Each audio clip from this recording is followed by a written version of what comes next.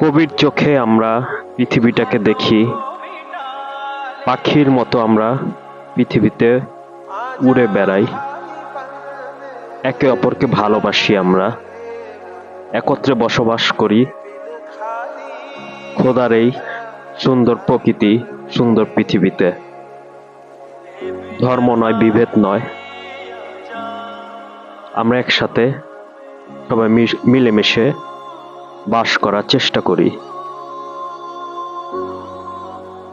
তবেই স্রষ্টা খুশি হবে আমাদের উপর। স্রষ্টাকে ভালোবাসতে হলে আগে সৃষ্টিকে ভালোবাসতে হবে। মানুষ,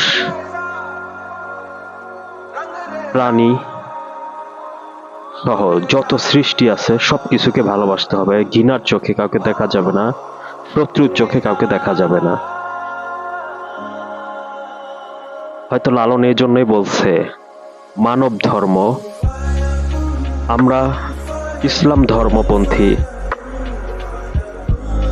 আমাদের দেশে কেউ হয়তো হিন্দু ধর্মপন্থী, খ্রিস্টান, বৌদ্ধ, শিখ। তবে আমাদের মনের ভেতর যে মনুষ্যত্ব আছে, সে মনুষ্যত্ব সঠিক থাকলে, মনুষ্যত্ব কলুষমুক্ত থাকলে, মনুষ্যত্বতে কালিমা না থাকলে, তবে আমরাই শান্তিতে থাকতে পারবো। আসুন আমরা খোদার নাম নিয়ে, স্রষ্টার নাম নিয়ে, পরমেশ্বরের নাম নিয়ে সুন্দরভাবে সবাই বসবাস করি।